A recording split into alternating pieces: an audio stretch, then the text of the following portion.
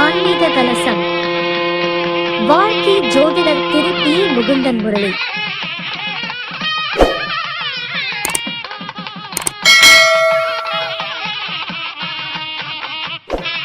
மட்டுமே வாழ்க்கை அல்ல, ஜோதிடம் மட்டுமே வாழ்க்கை அல்ல, ஆனால் ரெண்டும் கலந்தால்தான் வாழ்க்கை சிறப்பாக அமையும் அப்படின்ற ஒரு ஆணித்தரமான ஒரு விஷயத்தை எல்லா பக்கத்திலுமே விளக்கத்தை கொடுக்கக்கூடிய மிகப்பெரிய ஒரு வல்லவராகவும், ஜோதிடத்துறையில் எந்த அளவுக்கு உச்சத்துக்கு கொண்டு போக முடியுமோ அந்த அளவுக்கு உச்சத்துக்கு கொண்டு போகிறதுக்கு ஆர்வமும் எண்ணமும் சிந்தனையும் கொண்ட ஒரு பேராசிரியர். அது மட்டுமல்ல, பல ஆதீனத்தோடு தொடர்பு கொண்டு நிறைய விஷயத்தை ஆன்மீகத்துக்கு நிறைய மீட்டிங்கில் விளக்கத்தையும் கொடுத்து கொண்டு இருக்கக்கூடிய நம்முடைய சூரிய நாராயண ஐயா அவர்கள் ஒரு சிறப்புரை ஆற்ற வருமாறு உங்களுடைய உற்சாகமான கைத்தட்டலோட வருக வருக என அன்போடு அழைக்கின்றோம்.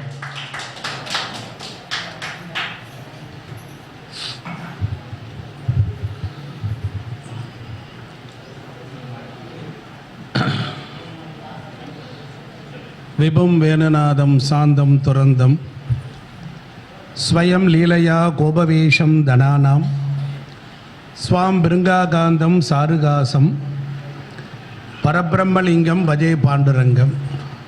இந்த ஸ்லோகத்தை ஜோதிடர்கள் சொன்னீங்கன்னா தோஷம் வராது. கவனிக்கிறீங்களா? இருக்கிறவங்க கவனிங்க.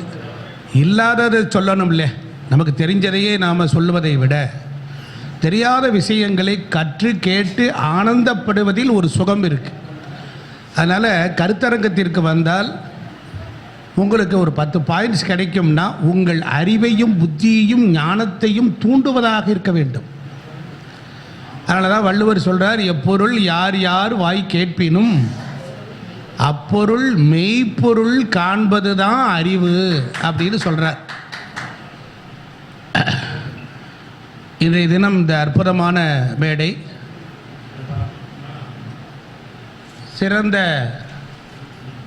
சிறந்த அற்புதமான ஒரு விஷயம்.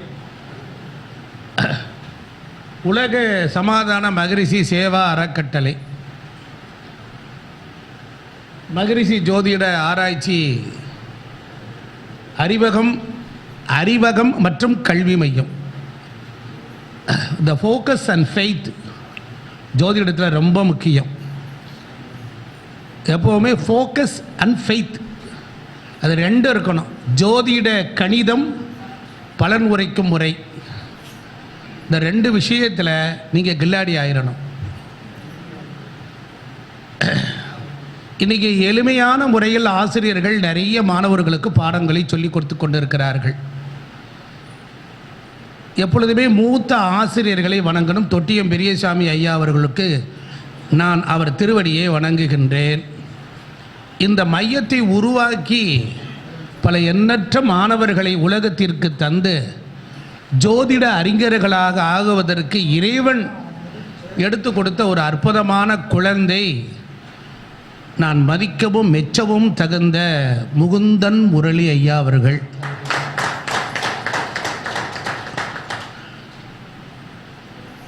அவருடைய சிறப்பு விரிவாகிட்டே போகுது.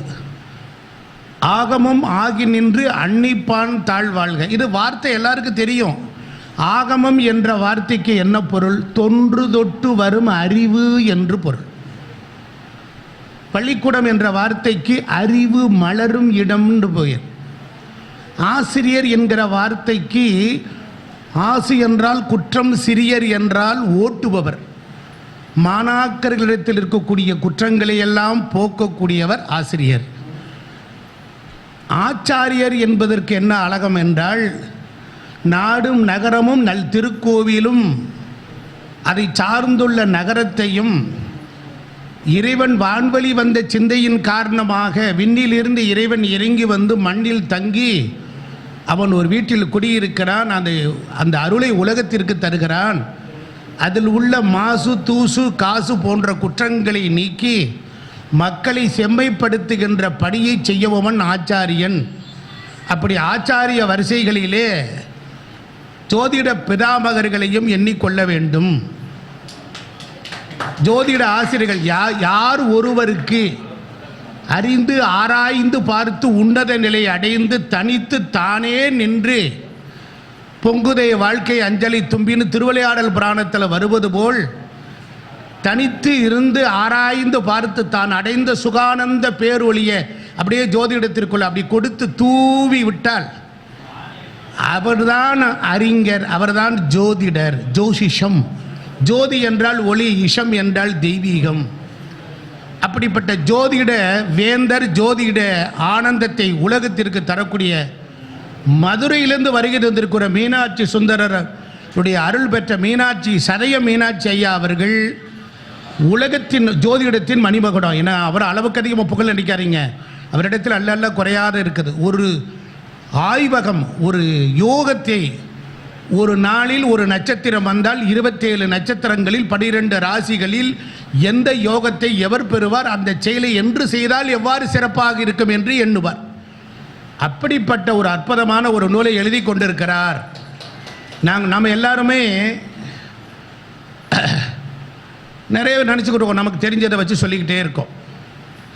ஒரு காலகட்டத்தில் ஜோதிடம் படிக்கிறோம், ஜோதிடத்தை பற்றி பேசுகிறோம், 4 பேர் வியந்து ஒரு ஆராய்ச்சி பண்ணால் நாம் ஏன் அப்படி ஆகக்கூடாது என்று முன்னேறி வரக்கூடியவர்களுக்கு மத்தியில் எத்தனையோ பேர்கள் இன்று புதிதாக ஆராய்ச்சியை வெளியே கொண்டு வர்றாங்க, நிறைய விஷயங்களை வெளியே கொண்டு வர்றாங்க. ஜோதிடம் ரிக் யஜுர் சாமம் அதர்வனத்தோடு நிற்கவில்லை, ராமாயண மகாபாரதத்தோடு நிற்கவில்லை, சிவ ரகசியத்தில் உள்ளே ஒளிந்திருக்கிறது. அது 18 புராணங்களுக்குள் பரவி கருவிகள் ஒடுங்கும் கருத்தினை அறிவித்து கொண்டிருக்கிறது. ராமாயணம் மட்டும் இல்லை என்றால் வசிஷ்டர்னால நவக்கிரகங்களுக்கு ஒரு உருவங்களை தந்திருக்க முடியாது. வசிஷ்டருடைய மகன்தான் சக்தி மகரிஷி, சக்தி மகரிஷியின் மகன்தான் பராசரர். அந்த பராசரர் இப்படியெல்லாம் நம்ம புராண ஆராய்ச்சிகளுக்கும் தெரிந்து கொள்ள வேண்டும். யாராவது ஒருவர் குறித்து ஏதாவது நம்ம இடத்தில் ஒரு கேள்வி கேட்டு விட்டால் அதற்கு பதில் சொல்லவும் நாம் தயாராக இருக்க வேண்டும் என்று சொல்லி அடைமொழியை நிறுத்திவிட்டு சப்ஜெக்டுக்குள்ளார வர்றேன். எனது அருமை பாசமிகு ஜோதிட பேராசிரியர் ராஜா சங்கர் அவர்களே, ஆராய்ச்சியில் சிறந்து விளங்கக்கூடிய பெண்ணினத்தை போற்றக்கூடிய வகையில் இருக்கக்கூடிய மீனாட்சி அம்மா அவர்களே, அம்மா பேர் கனிமொழி அம்மா, நீங்கள் பெண்ணினம் ஓங்கி இருக்கிறது. தயவு செய்து பாகுபாடு இல்லாமல் நாம் எல்லாரும் ஓர் இனம். நீங்கள் நிறைய பாருங்கள், அட்சய பாத்திரம் மணிமேகலை வருவாள், கண்ணகி வருவாள், மாதவி இருக்கிற வரையிலும் கண்ணகி தெரிவாள். அதுபோல நம்மை பெற்றவளும் ஒரு தாய். நாம் சுகத்தை சொல்லுவதும் 4ஆம் இடம் தாய் தான். ரோகிணி நட்சத்திரத்தில் தான் பெருமாளை பிரதிஷ்டை செய்திருக்கிறார்கள் திருப்பதியில். ஒரு ரோகிணி நட்சத்திரம் இயங்குகிறது என்றால் நீங்கள் அஸ்த நட்சத்திரத்திற்கும் பலன் சொல்லுங்கள், நீங்கள் திருவோணத்திற்கும் பலன் சொல்லுங்கள். திருவோணத்தினுடைய 3 அடி மண் கேட்ட விழாவானது நடைபெற்று கொண்டிருக்கிறது. நம்முடைய கேரளாவில் இருக்கக்கூடிய திருவோணம் பண்டிகை நல்வாழ்த்துக்களை உங்களுக்கு நான் வணங்கி மகிழ்கிறேன். ஜோதிடமும் ஆன்மீகமும் 2 பிரிக்கவே முடியாது. இப்போ சமீப காலத்தில் நான் ஒரு மகானோடு நெருங்கிய தொடர்பு இருக்கிறேன். அந்த நெருங்கிய தொடர்பு இருக்கும் பொழுது அவர் பேச பேச பேச அவரிடத்தில் ஆராய்ச்சி எனக்கு பெருகிக் கொண்டே போகிறது. அவர் பெயரை நான் தாசனாக மாற்றிக்கொண்டேன். அதை நான் முடிவில் இங்கிருந்து கிளம்பும் பொழுது சொல்லிவிட்டு போவேன். யாரும் ஜோதிடர்கள் ஒருவர் சிறப்பாக இருக்கிறார் என்றால் நீங்கள் பொறாமைப்பட்டால் உங்களிடத்தில் கலை உங்களை விட்டு வெகு தூரம் போய்விடும். ஜன்னல் சூரிய பகவான் இப்படி ஜோதிடத்தில் காரகத்துவங்களை எடுத்து கையாள வேண்டும். நிமித்தம் சகனங்களை கையாள வேண்டும். இப்போ ஒரு ஜாதகத்தில் யாராவது ஒருத்தர் சொல்லுங்களேன், உங்கள் நட்சத்திரம் என்ன? மீனாட்சி அம்மா மகம். அதுக்கு முந்தைய நட்சத்திரம் ஆயில்யம். அப்போ மக நட்சத்திரத்தில் பிறந்தவர்களுக்கு கேது திசை, வராத திசை எது? புதன். அந்த புதனுடைய காரகத்துவம் உங்கள் உறவுகளில் மறைந்திருக்கக்கூடிய மர்மங்களை சொல்லும். நோட் பண்ணிக்கங்க, அது வராது. அந்த புதன் என்பது காரகத்துவத்தில் உங்கள் லக்கணத்திற்கு எத்தனை வீடு, அந்த நட்சத்திரத்தில் நின்ற கிரகங்கள் அவைகளில் ஒரு கசப்பையும் ஒரு மறைவையும் ஒரு துன்பத்தையும் ஒரு சலனத்தையும் தராமல் போகாது. இது 100க்கு 100 உண்மை.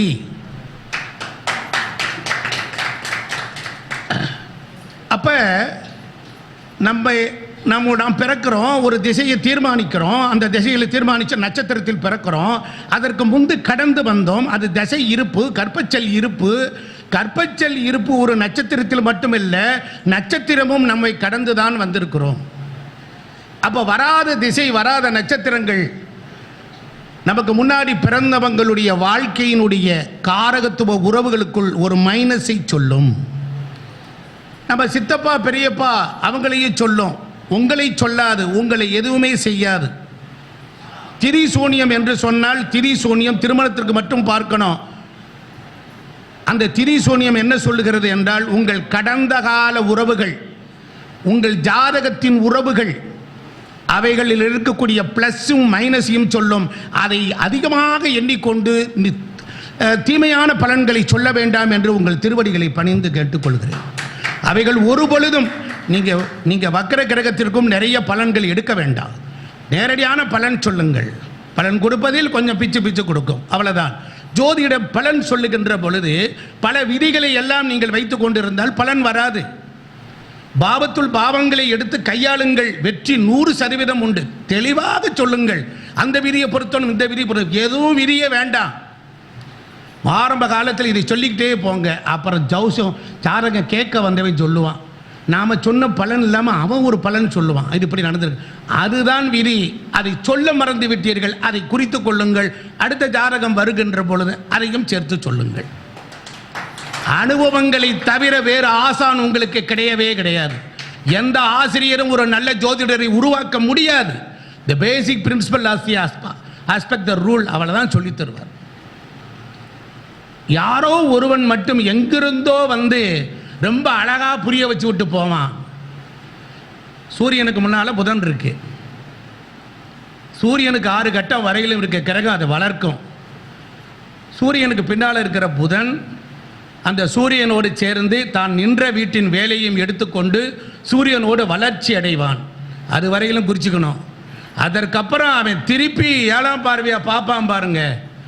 பார்ப்பான்லாம் இல்லையா, அந்த செயல் நடந்து ஒரு பார்வை நடக்கும் பாருங்க. 7வது வீடு அது யோக வீடா, அவயோக வீடா, திரிசூன்ய வீடா, அது முடக்கு நட்சத்திரம் வீடா, வதை வைநாசிகமா என்பது மட்டும் பார்த்து விடுங்கள். அதுக்குத்தான் சொல்லியதை தவிர 2 கிரகங்கள் 3 கிரகங்கள் இணைந்து ஒரு குணத்தையும் ரூபத்தையும் அழகையும் அழகாக சொல்லி அப்படி அந்த உணர்வுகளோடு அவனுக்கு ஒரு மனோபாவத்தை காட்டும். நீங்கள் அப்படியே இணைச்சு அப்படியே சொல்லிக்கிட்டே வாங்க. சொல்லிக்கிட்டு வந்த பிறகு எதிர்த்தாப்பில் இருக்கிறது 8ஆம் இடமோ 12ஆம் இடமோ மாரகாதிபதி வீடோ பாதகாதிபதி வீடோ அந்த பார்வை விழுந்தால் இந்த பிளஸ் மைனஸ் ஆகி போகும் என்று சொல்லுங்கள். பார்வையில் ஒளிந்திருக்கிற கிரக இணைவுகளில் தான் ஜோதிடமே ஒழிய வேறு எதுவுமே இல்லை. சாரம் சொல்லாமலே ஜோதிடம் சொல்லிக் கொண்டு போனது ஒரு காலம். அவர்கள் வாழவில்லையா? கிரகங்கள் மட்டும் பேசும், ராசிகளில் பேசும். அது நெருப்பு வீடா, அது நிலவேச்சியா, அது நீர் ராசியா, அது காற்று ராசி, அந்த குணங்களை எடுத்து இதனோடு சேர்த்து சொல்ல ஏன் மறக்கிறீர்கள்? அப்போ பார்க்கணும். சரஸ்திரோபயம் ஒருத்தருக்கு 10ஆம் இடம் சரராசி, 10ஆம் இடம் சரராசி. அவர் ஆபீஸ் போட்டு உட்காந்து பார்த்தார். அவர்னால கடையை பூட்டிக்கிட்டு வேலையில் ஓடி தான் வேலை செய்ய முடியுது. அவருக்கு ரொம்ப நாளைக்கு அப்புறமேல் அவர் மறுபடியும் ஒரு ஆபீஸ் போடலான்னு வந்தார். ஆபீஸ் போட்டால் ஓடலை, மறுபடியும் வெளியே ஓடத்தான் பார்த்தார். அப்போ சரம் என்பது 10 அது ஓடுவதனால் மட்டும்தான் அவர் பொருளை ஈட்ட முடியும் என்று தெரிந்து விடுகிறது அல்லவா? அப்போ சரத்தை இணையுங்களே. அடிப்படை தான் ஜோதிடம், வேற புதுசா ஒரு பவர் கிளாஸே கிடையாது. இணைப்பது ஜோதிடம். அதனால தான் புதன் யாரோடும் இணைவான்.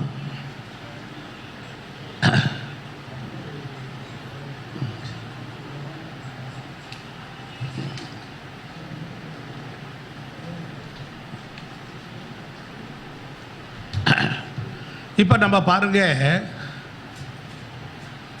ஒரு ஜாதக அமைப்பை பார்ப்போம்.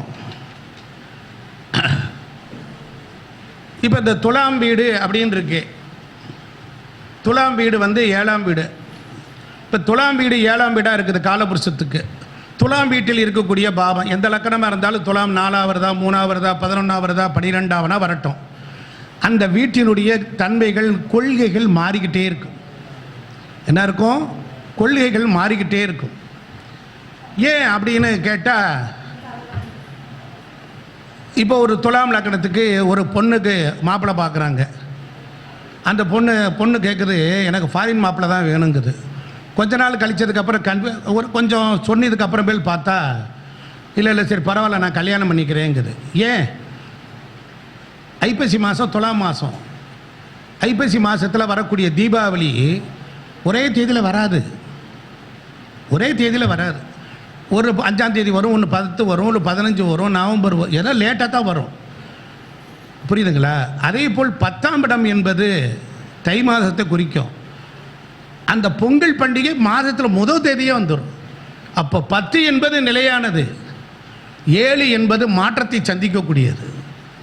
இதற்கு விளக்கம் ரொம்ப அற்புதமான முறையில் ஒரு குருநாதர் சொன்னார். ஒரு சில விஷயங்கள் சொல்லும்போது நமக்கு அதில் லாஜிக் வருது. இது மாதிரி விஷயம். இப்போ ஒருத்தருக்கு மகர லக்கணமா கும்பலக்கணமான்னு ஒரு சந்தேகம் வருது. அப்போ புராணங்களில் ஒளிந்திருக்கிற ரகசியம், மகர லக்கணம் என்றால் ஒரு மதம் மாறிய தொடர்பு உங்கள் குடும்பத்தில் வரணும், ஒரு குடும்பத்தில் யாராவது மதம் மாறி இருக்கணும் அப்படின்னும் போது, அப்போ பார்த்தீங்கன்னா ஆமாம் நானே மதம் மாறிய பொண்ணை தான் கல்யாணம் பண்ணேன், என் தங்கச்சி மதம் மாறிய பொண்ணை தான் கல்யாணம் பண்ணிக்கிட்டா அப்படின்னு வரும். கும்பம் அப்படின்னு என்றால் அதுக்கு பக்கத்து வீட்டில் இருக்கக்கூடிய கும்ப வீடாக இருந்தால் உங்கள் வீட்டுக்கு பக்கத்தில் கிறிஸ்டின் வீடு இருக்குதா, முஸ்லீம் வீடு இருக்கான்னு கேட்டிங்கன்னா ஆமாம்மா. இப்போ லக்னத்தை எப்படி தேர்வு செய்வது அப்படிங்கும்போது இது ரொம்ப சிம்பிளான முறையில் லக்னத்தை பார்த்துடலாம். ஆமாம். அப்போ கும்ப வீடு அப்படின்னா உங்கள் வீட்டுக்கு பக்கத்தில் ஒரு தண்ணி டேங்க் இருக்கா, ஒரு தண்ணி ஓவர் டேங்க் இருக்கா, நம்ம நவீன காலத்தோடு பொருத்தி பார்க்க வேண்டி இருக்குது.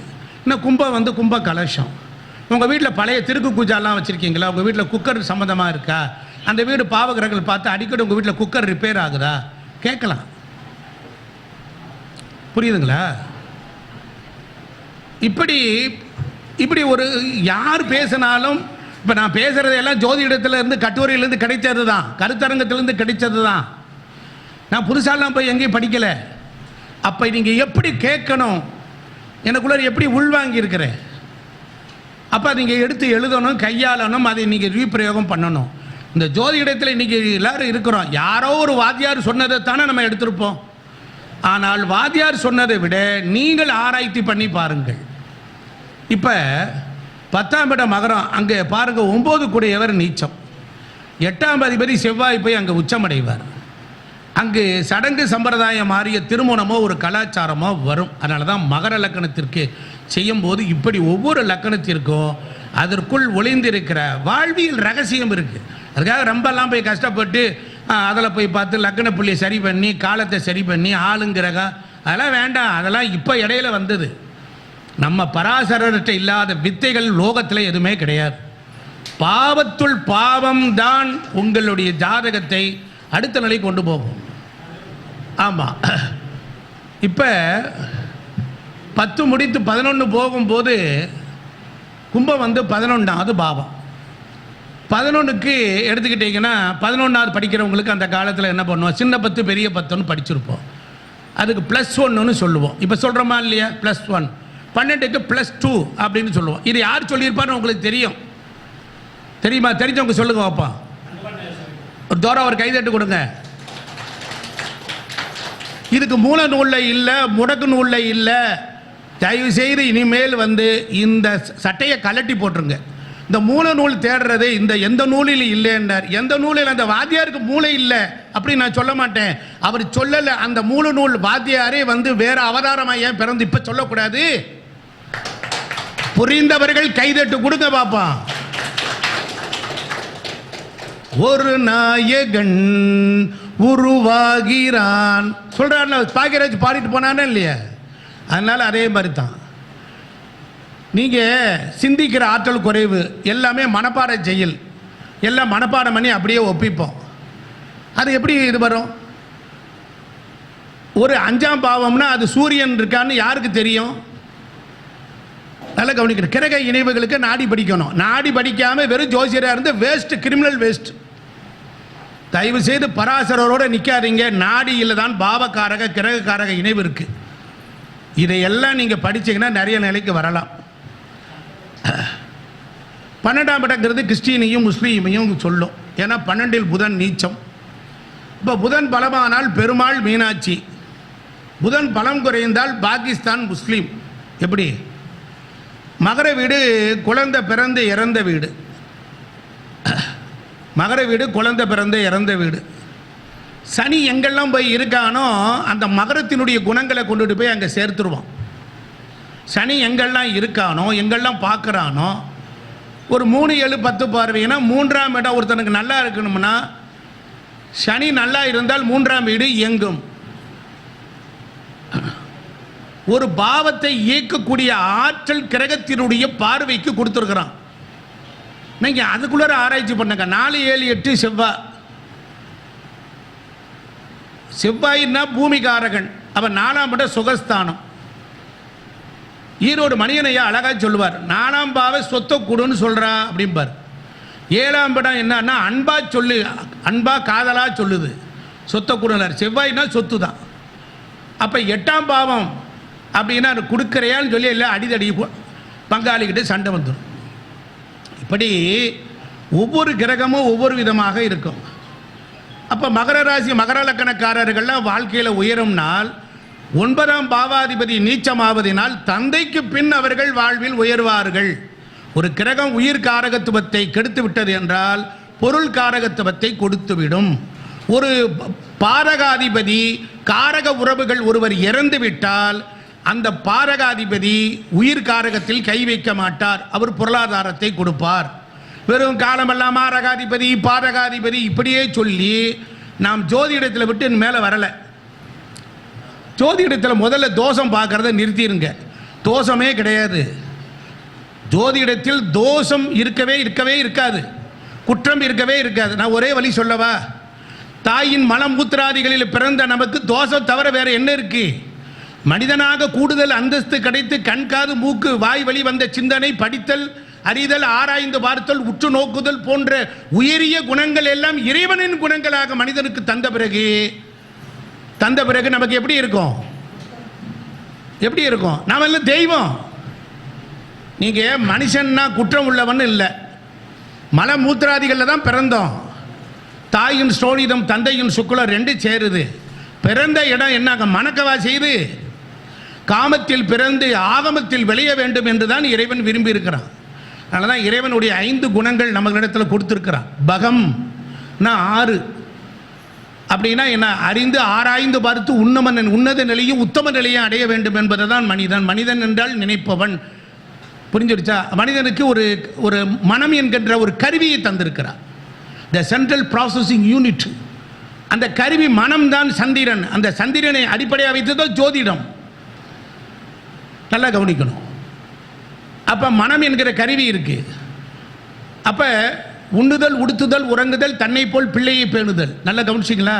அப்படின்னா வாழ்ந்துட்டு போ. மூலாதாரம் உனக்கு வேலை செய்ய ஆரம்பிச்சிடும். இல்லை மூலாதாரத்தை விட்டுட்டு மணிபூரகத்திலிருந்து நீங்கள் அநாகதம், விசுத்தி, ஆங்கியா, சகசரநாமம் என்கிற நிலைக்கு போக வேண்டுமானால் உன் மனதை கீழ்நோக்கி செலுத்தினால், நல்லா உன் மனதை கீழ்நோக்கி செலுத்தினால் நீ என்ன பண்ண? உண்ணுதல், உடுத்துதல், உறங்குதல், தன்னை போல் பிள்ளையை பேணுதல். அவ்வளோதான். இந்த கடையில் போனால் சாப்பாடு நல்லா இருக்குமா? அவ்வளோதான் இருக்கும். புத்தி காமத்தில் தான் கீழே வேலை செய்யும். அதற்கு கிரகம் வச்சிருக்கான். சந்திரனிலிருந்து 6 கிரகங்கள் அந்த எண்ணத்தை தான் செய்யும். சூரியனிலிருந்து 6 கிரகங்கள் ஆன்மாவை கடைத்தேற்றும். அதுதான் வளர்தல், வளர்ச்சி அடைதல். ஐயா மீனாட்சி ஐயா கூட ஒரு நூல் எழுதியிருக்கிறாரு. அதில் சொல்றார், 2ஆம் பாவம் பணத்தை மட்டும் தருவதில்லை, 2ஆம் பாவம் நல்ல விஷயங்களை, நல்ல நிகழ்வுகளை, சுவராசியமான விஷயங்களை கேட்டு அறிதல், சுகத்தை ஆனந்தப்படுத்துதல்னு எழுதியிருக்காரு. ஒரு நூல் எழுதியிருக்கிறார். அந்த நூல் வெளிவர போகிறது. நீங்க எப்பொழுதுமே என்னன்னா புதிய பரிணாமங்கள், புதிய சிந்தனைகளுக்குள்ள போகணும். அப்ப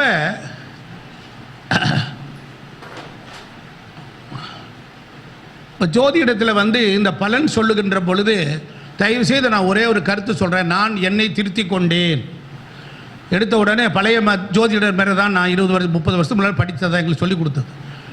ராகு சந்திரனை பார்த்தா சர்ப்பதோஷம், கேது பார்த்தா இந்த தோஷம், குரு சனி சேர்ந்தால் இந்த தோஷம். இதை முதல்ல இந்த சட்டையை கலட்டி எரிஞ்சிருங்க. எரிஞ்சிட்டிங்கன்னா ஏன் எதற்கு எப்படி என்கிற விஷயங்கள் உங்களுக்கு உருவாக ஆரம்பிச்சிடும்.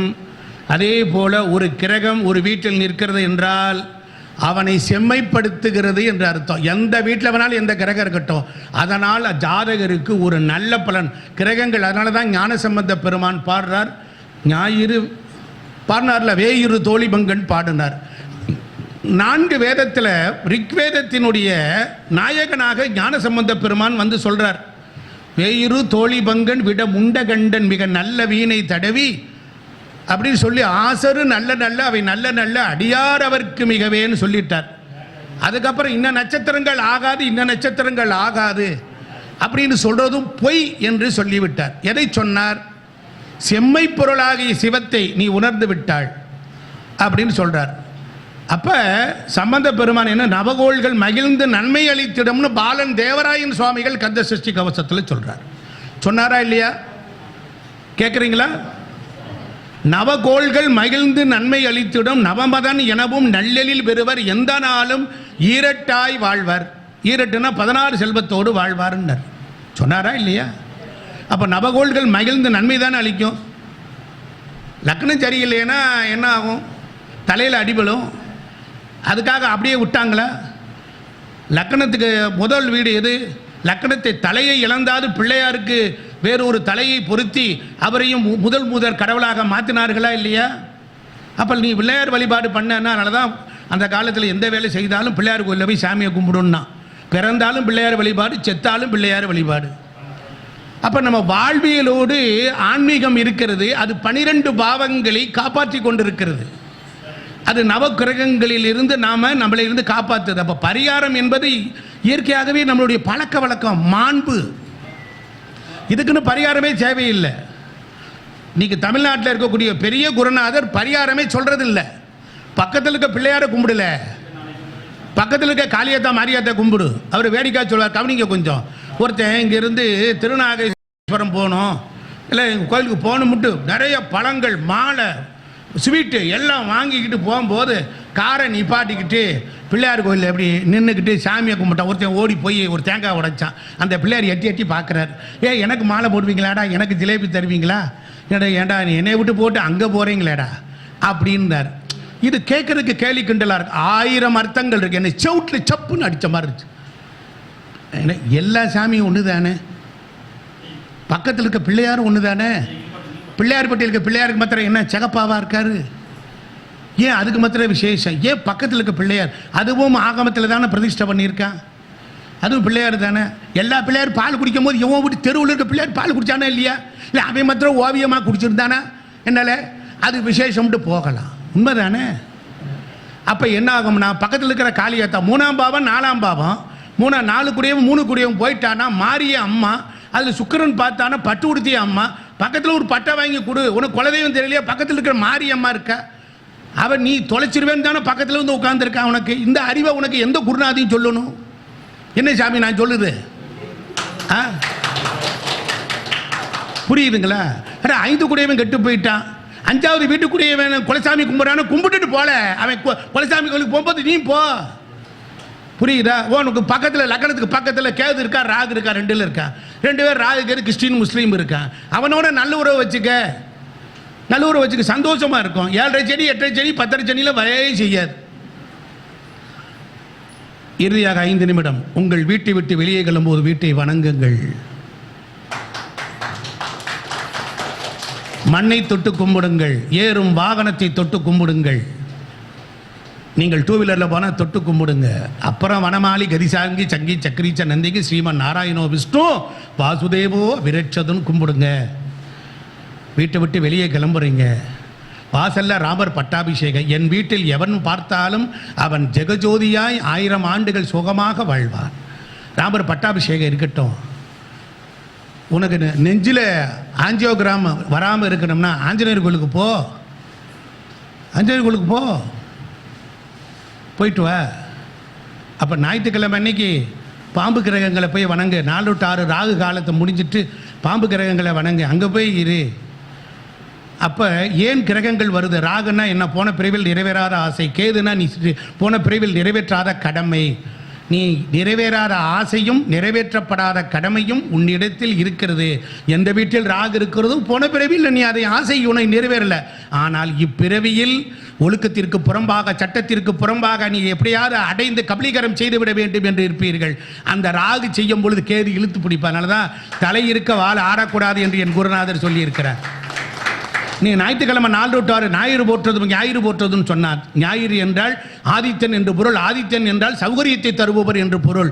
ஞாயிற்றுக்கிழமை காலையில் எழுந்து சூரிய நமஸ்காரம் பண்ணு. 9 கோள்கள் மண்டியிட்டு சூரியனை வணங்கி கொண்டிருக்கும். சூரியன்னா சிவம், சிவன்னா சைவம். அன்னைக்கு சைவம் எடுத்து கறிக்கடை கோழிக்கடை பக்கம் மீன் கடை பக்கம் போகாம இருந்து, என்னல நான் சொல்லுது, போகாம இருந்து எனக்கு ஒரு உண்மை தெரிஞ்சாகுது இருந்து ஒரு நாள் உருக்கொன்று உகந்து ஓதிய செபித்து உகந்து திருநீர் அணியர் திருநீற்று கடவுள் செம்பை கடவுள் செம்பை பொருள் சிவம் சிவம் சிவம் அன்று சிவ ஆலயத்தில் வணங்கி உன் குடும்பத்தோடு கூடியிருந்து குளிர்ந்தேலரோ எம்பாவாய் என்று முன் நெடுமாமணி பாடியாடி முன்னை சிந்தனைகள் முழுவேறு அறிந்திரனாம் என்று சொல்லக்கூடிய நிலையில் ஞாயிற்றுக்கிழமை காலையில் சூரிய உதயத்திலிருந்து மாலை சந்தி வரையிலும் நவகோள்கள் யாவும் குறைகளை நீக்கும். அன்று வணங்கி வழிபாடு செய்து தந்தையை வணங்கி மாலையில் தாயை வணங்கி பாதம் தொட்டு வணங்கி இந்த பிறவியில் எனக்கு அம்மையும் அப்பனமாக ஆண்டவனே வந்து பிறந்திருக்கிறான் என்று தாய் தந்தையை வணங்கினாலும், சைவத்தை வணங்கினாலும், வீட்டில் இருக்கக்கூடிய விளக்கை ஏற்றி வணங்கினாலும், மாலையில் சர்ப்ப கடவுள்கிட்ட போனால் போய பிழையும் புகுவான் நின்றனவும் தீயனில் தூசாகும் ஆழ்வார்கள் சொன்னது போல ஞாயிற்றுக்கிழமை ஒன்று மட்டுமே மிகச்சிறந்த நன்னாள். அப்படிப்பட்ட நிலையிலே மிகப்பெரிய சூரிய குடும்பத்தை அடிப்படையாக வைத்து ரிஷிகள் சூரிய குலத்தில் இருக்கிறார்கள். ராமர் சூரிய குலம், கிருஷ்ணன் சந்திர குலம். அதனால் ஒரு நாள் பகல் பொழுது சூரியனாகவும் மாலை பொழுது சந்திரனாகவும் 6 மணிக்கு மேல் தேவர்களும் எழுந்து அருளுகிறார்கள். காலையிலிருந்து 6லிருந்து 12 வரைக்கும் தேவர்களுக்குரிய நேரம், அதுக்கப்புறம் சாயங்காலம் 12 மணி நேரம் அசுரர்களுக்குரிய நேரம். இதற்குதான் உத்தராயணம் தட்சிணாயனம் எல்லாம் இருக்கிறது. கிரகங்கள் இருக்கிறது. கிரகங்கள் ஒவ்வொன்று ஒன்றை சொல்கின்றன. இப்படி அறிந்து ஆராய்ந்து பார்த்து உன்னதனை அடையக்கூடிய தங்கபாண்டியன் தாசன் அவர்கள் உங்களை வணங்கி விடைபெறுகிறேன். நன்றி, வணக்கம்.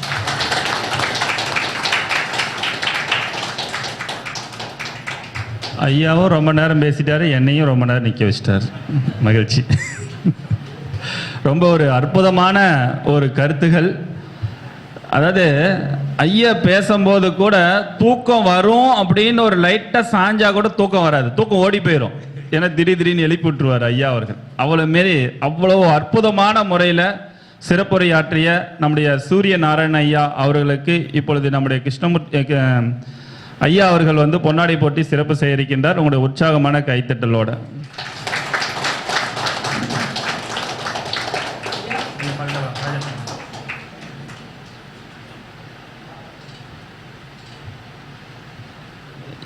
எண்பத்தி 7வது மாதாந்திர கருத்தரங்க கூட்டத்திற்கு தலைமை தாங்கி மிக அற்புதமான